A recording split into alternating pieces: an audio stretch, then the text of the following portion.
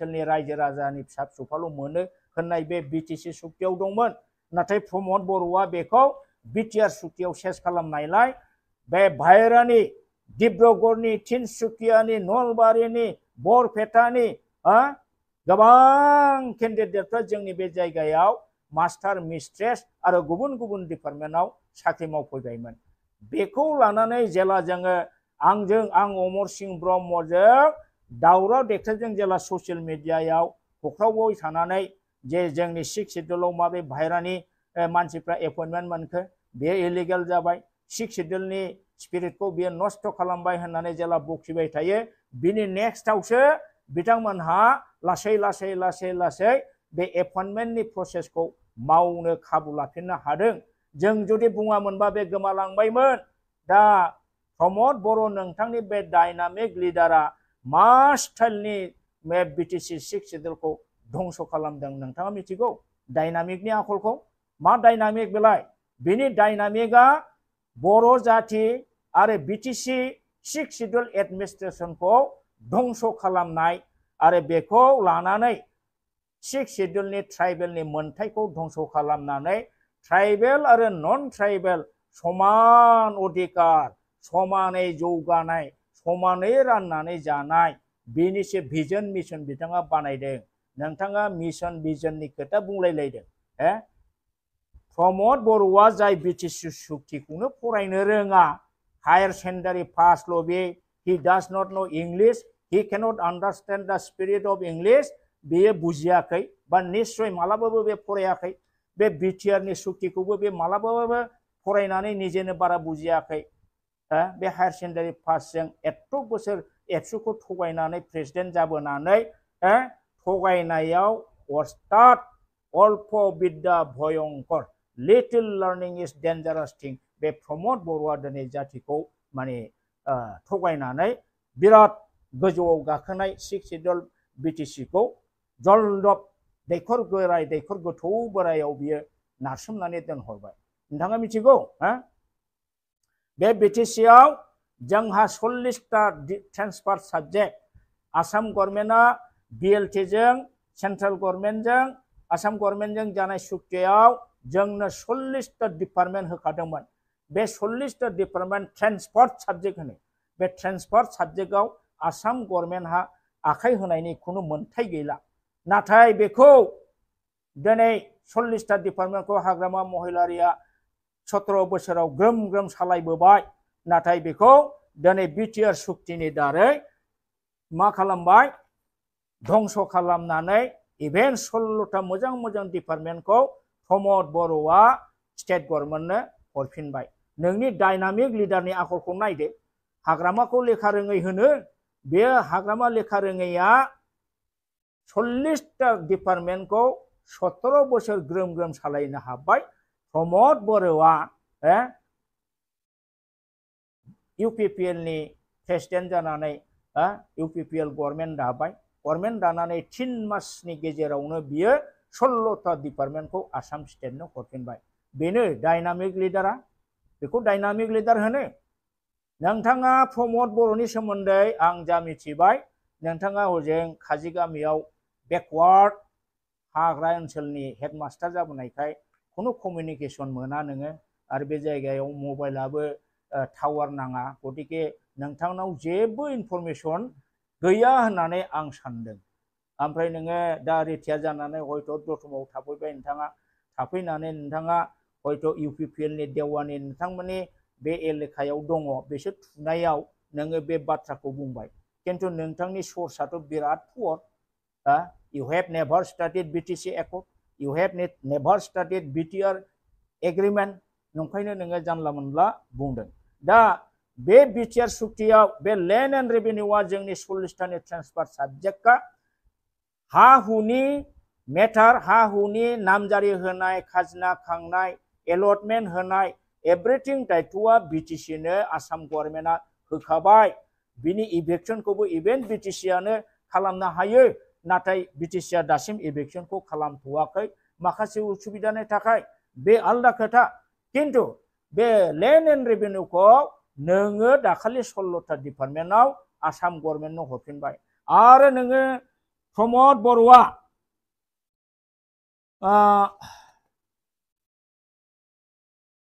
7.2 7.2 BTR agreement होंदों जे government of Assam will take effective measures to protect caste land, grazing land and water bodies from illegal encroachment. जे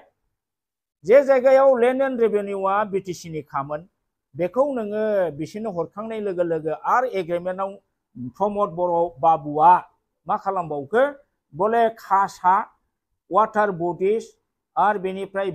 भिजिआर फिजिआर बे ग्राजिं फिल्डफोरखौ बेनि एनक्रोचमेन्टफोरखौ बेनि allotment होनायखौ मा आसाम सरकारनो नों हरबाय बेनि जाउनाव मा जाबाय खासा नागिर हिमन्त बिश्व शर्माया बे खासा बर'फोरनि सोरबा सोरबा न' बां लुनानै आजि 20 बोसोर 30 बोसोर 40 बोसोर 50 बोसोर 60 बोसोर जाबाय किन्तु नामजारि जायाखै खासा बे खासाफोरखौ गावसोर पावार मोननाय लोगो लोगो बिटिआर एकर्डनि मथे एग्रीमेन्टनि मथे पावार मोननाय लोगो लोगोनो बे हाफोरखौ बिसोरो सेटेलाइटजों सार्भे खालामै खालामै लेन्ड बेंकआव बिसोरो प्लास खालामबाय लेन्ड बेंक खुलिनानै बेखौ इन्डास्ट्रियेलिस्टफोरनो फाननायनि बा गथायनायनि बिथांमोनहा अलरेडि रेडि खालामबाय नोंथाङा बेखौ मिथिगौ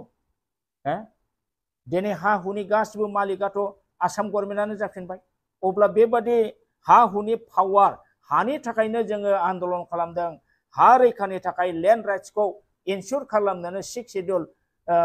एल.के. आडवाणीजों अटल बिहारीजों जोंनो बे 6 शेड्यूलखौ खालामनानै होदों आरो बे 6 शेड्यूलनि एगेन्स्टै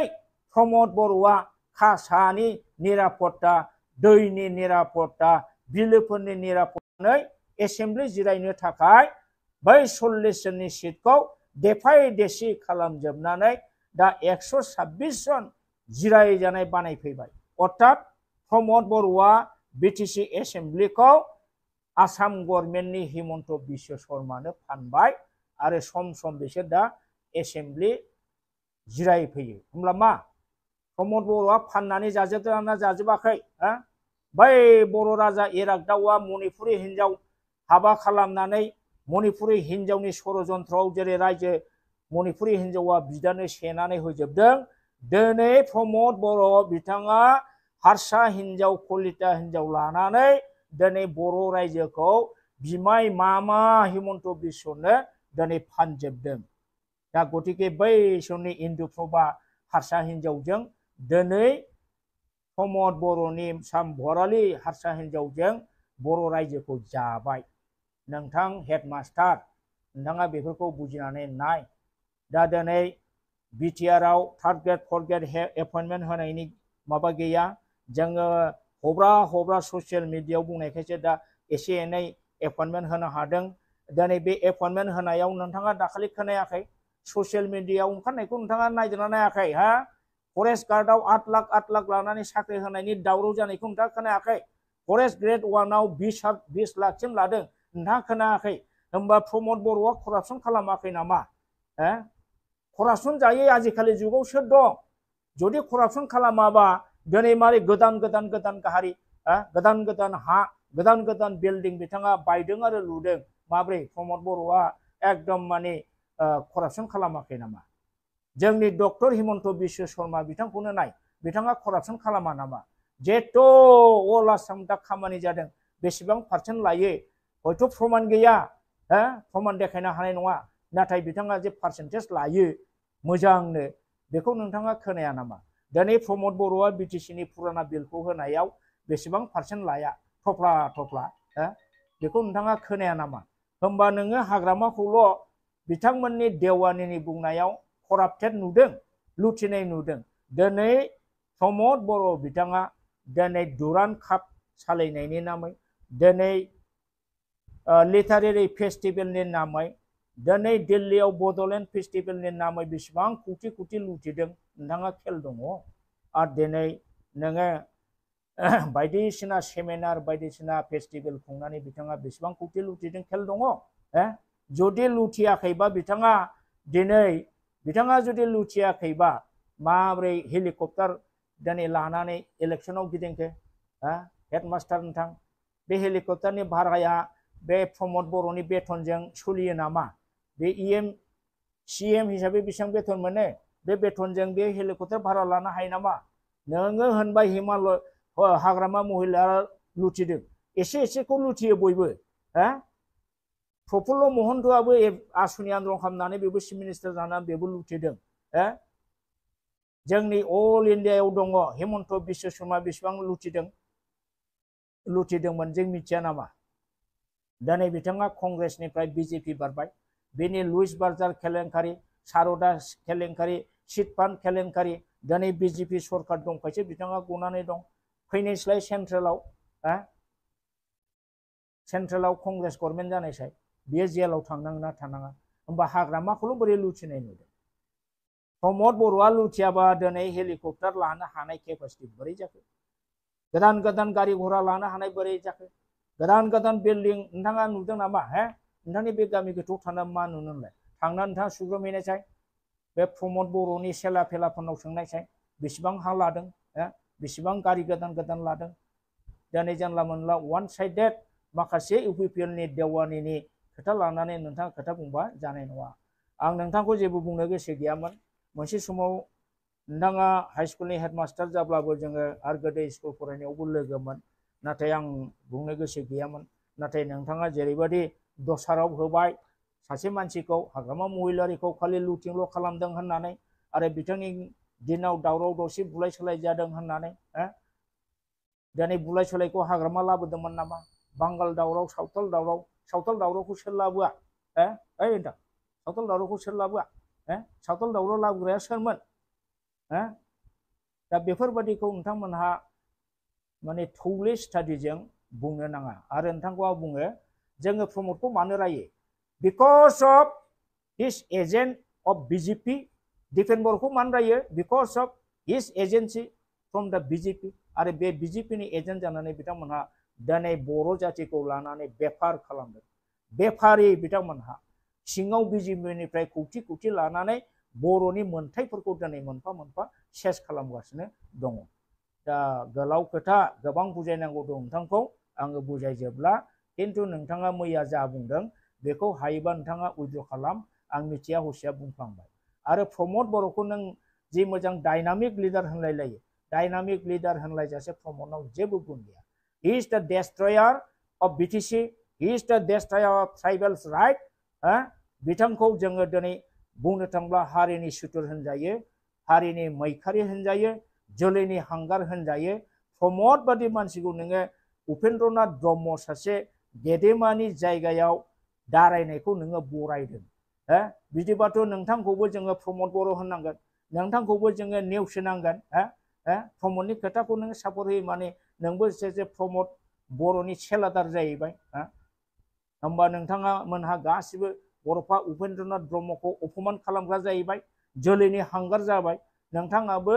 प्रमद बर'खौ आं मोजां मोनो बिथाङानो देरहागोन होननाय माने नोंबो सासे बर'नि गेजेराव जोलैनि हांगार जाबाय होननानै आं नोंथांखौ बुंगोन दा बेखिनिखौनो बुंबाय बिथांनि बे बुंनायनि सायाव जोङो दुखु मोनदों बुजिया सोमजिया साना हौवा स्टाडि गैया मा गैया खोथाफोरखौ जाहाथे ससियेल मिडियायाव दाबुंला सोरनिबा थुनायाव जाहाथे दाबुंला बायदों आरो नोंखौ सोर थुदों आंहा मोनदां हरखाजोबनाय नोंखौ सोर माइक्र'फननि सिगाङाव खोथा बुंहोआ आरो बे ससियेल मिडियानि पार्सनाबो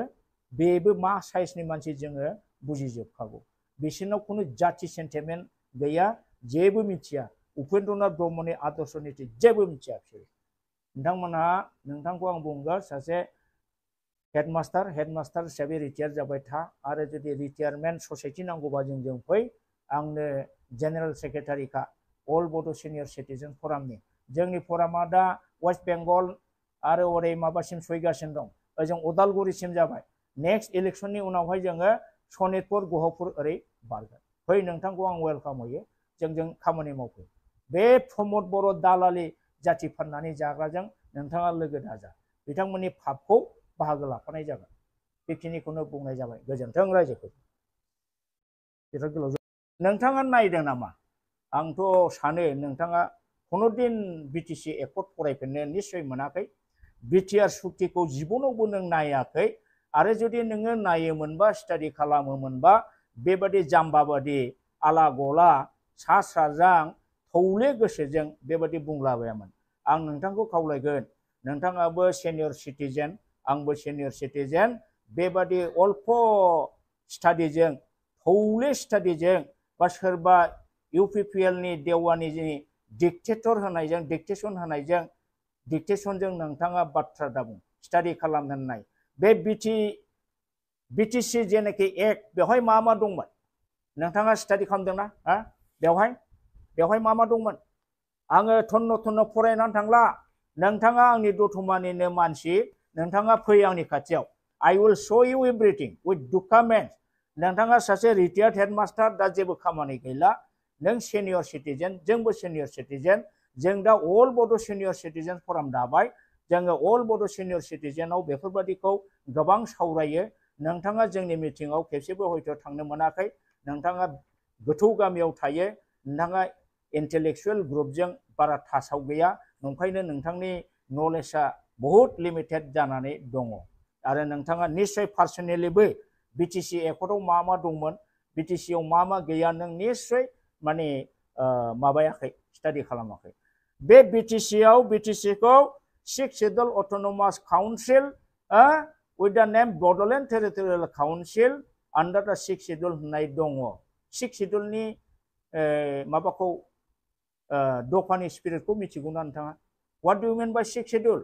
नोंथां हेडमास्टार 6th Schedule माखौ बुजियो 6th Schedule जाहैबाय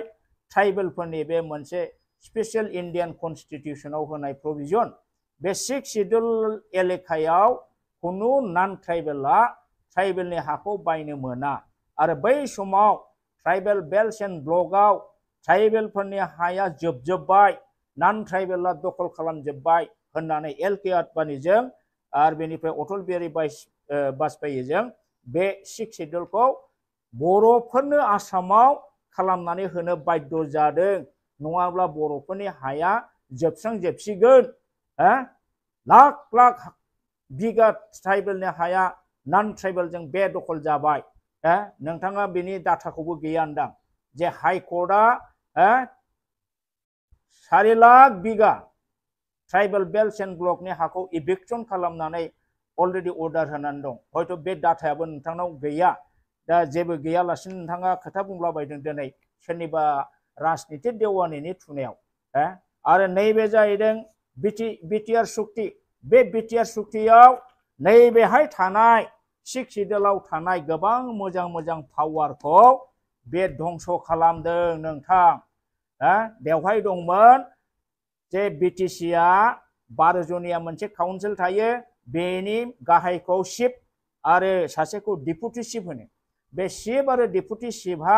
केबिनेट मिनिस्टार रेंक दंमोन हेडमास्टार नोंथां बे चिफ आरो डिपुटि चिफआ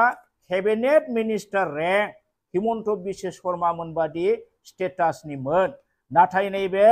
BTR सुक्तिया बेखौ थाल्ला थुल्ला फोजोबदों होमबा प्रमद बर'आ BTCनि एथ' मोजां स्टेटास मोननायखौ माब्रै धंस खालामफैखो बे BTR सुक्तियावलाय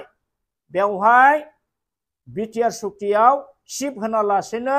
CEM होदों बे CEM हा मिनिस्टार रेंकनि प्रट'कल मोनाखै होमब्ला बियो जोंनि BTCनि स्टेटासखौ मान मर्यादाखौ बिराद खमायदोंना खमायाखै बे प्रमद बर'आ बे BTR सुक्तिनि दारै नोंथाङा बेखौ स्टाडि खालामदों हेभ इउ स्टाडिड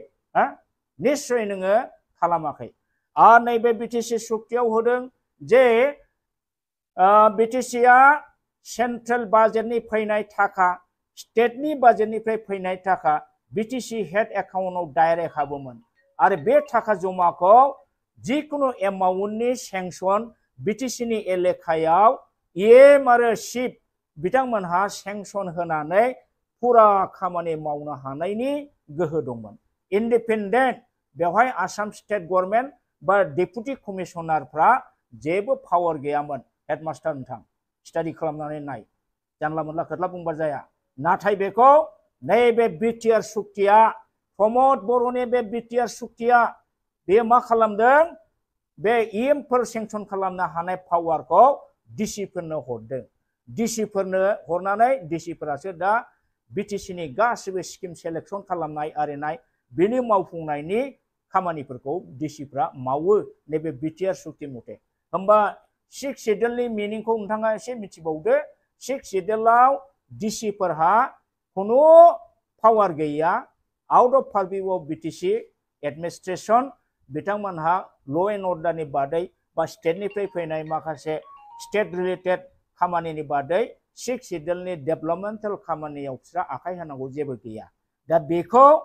सेस खालामनानै बे नियमखौ बिटिआर सुक्तिनि दारै प्रमद बर'आ सेस खालामदों नोंथाङा बेखौ मालाबाबो स्टाडि खालामाखै निश्चय नंखायनो ब्लाइन्डलि नोङो प्रमद बर'खौ डायनामिक लिडार होनदों डायनामिक लिडारनि आखलखौ नायबावदो जोंनि बे बिटिसि सुक्तियाव 3rd ग्रेड 4th ग्रेडखौ एपइन्टमेन्ट होनो हानाय खेमथा दङ नोंथाङा फरायबा मोनगोन नैबे बिटिआरआव गैया नोंथां हेडमास्टार बे बिटिआरआव 3rd ग्रेड 4th ग्रेड होनाय गैया जायनि फलाव बिटिआर बे सुक्ति जाखांनायनि उनाव पावार गैयैलाय बिटिआर सुक्तियाव पावार गैयैलाय आसाम सरकार हिमन्त बिश्व शर्माया लोगो लोगो बिटिसिनि भेकेन्सि पजिशनखौ लांजोबनानै 3rd ग्रेड 4th ग्रेड उनावहाय गुवाहाटीनिफ्राय गावनो सेलेक्ट खालामनानै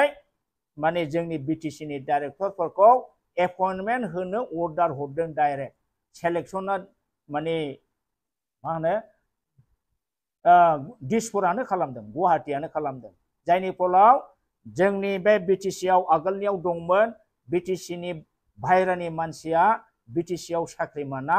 बिटिसि ओनसोलनि साख्रिखौ बिटिसि